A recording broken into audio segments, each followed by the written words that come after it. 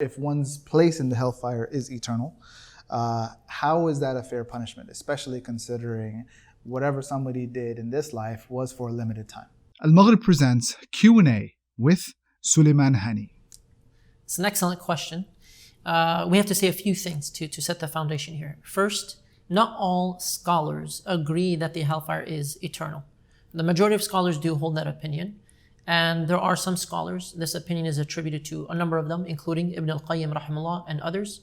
And it is the belief that either we don't know whether or not hellfire is eternal, or that eventually, after who knows how many years or centuries, that eventually the hellfire will cease to exist, including its inhabitants. These are not the temporary inhabitants that end up in paradise. These are the inhabitants who deserve, and again, Allah knows best who deserves it, who deserve the punishment. Now, for those who argue the case that it is eternal and it is justified rationally, what is the justification here? Well, before you get into the justification, so we're talking that there are some scholars who hold the opinion that there is a situation of people to face oblivion. Yes. Okay.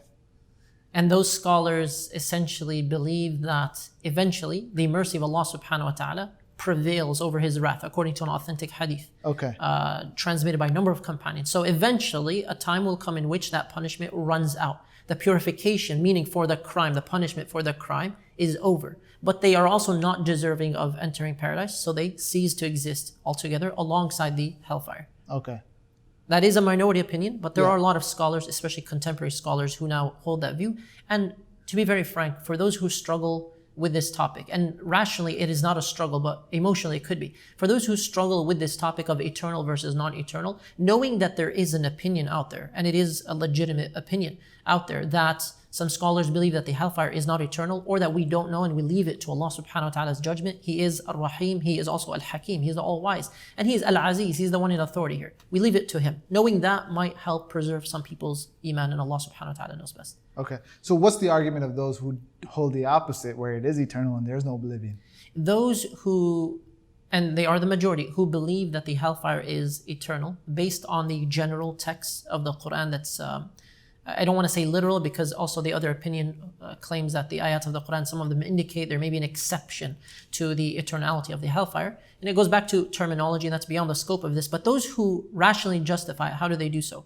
One thing that they argue is that Allah subhanahu wa ta'ala is Al-Hakim, therefore He knows what is worthy of a punishment for a particular crime.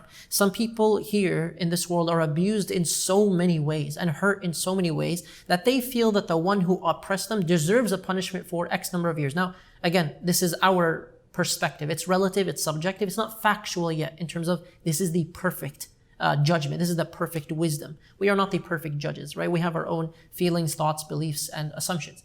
So it is the idea that it is worthy of an ongoing punishment. The second is Allah's knowledge that if these people came back to this world, they would go back to kufr again. They would go back to rejecting the messengers and the messages from God, and therefore the punishment is in proportion to basically their ongoing disbelief. وَلَوْ رُدُّوا لَعَادُوا لِمَا نُهُوا عَنْهُ. As Allah says, if they were brought back, they would go back to what they used to do before. The third is this idea that, you know, when you talk about... Wait, before you go into the third point, yes. I also feel like that people who committed wrongdoings, however atrocious or not, and they land in the hellfire, and if Allah were to grant them permission to come back to earth to live life as they are, like, that's not a test anymore. This is true. Right? It's like how can you pass a test to which you got the answers to? That's cheating. This is true. I get the analogy. Yeah, this is very true. But does that idea go counter to the opinion of like whatever you were going to lead into?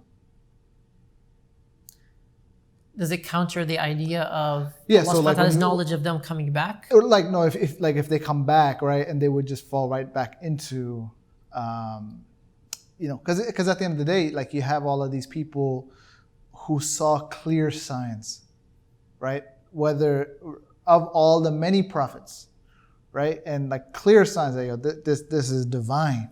And they still, like they knew it's the truth, but they still rejected it. You know what I'm saying?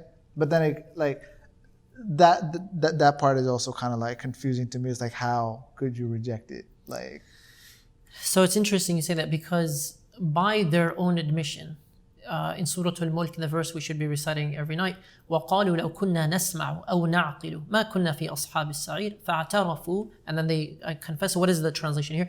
The people of the hellfire are admitting, and they say, if only we used to listen, meaning to the advice, the reminders, the da'wah, whatever it may be, if only we used to listen, actually listen, and use our minds, our intellect, na'qil, al-aql, which is interesting, ironically, because the very people who are arrogant and reject belief in God, when all the messages and the evidences have been made clear to them, are doing so on the basis of what they think is their intellect. But in fact, that shows us that you may be reasoning wrong as well. You may be looking at evidence and rejecting it because you're shaping the evidence based on your existing view and your assumption, not based on the evidence itself, rather than letting the evidence shape your views. So if they were to receive millions of signs now and eternally, they would continue to reject millions of signs. By their own admission, it is a lack of intellect. It is unintelligent to reject belief in God and belief in the next life. And Allah subhanahu wa ta'ala is aware of what's most fair and what's most just. And also Allah subhanahu wa ta'ala is aware of what they would do if they were to come back. I mean, oftentimes when people are being punished for things and caught for things and put on the spot due to their arrogance, and they're humbled at that time, they'll say things to get out of it. But we don't know what people do in the future. Allah subhanahu wa ta'ala is aware of their situations.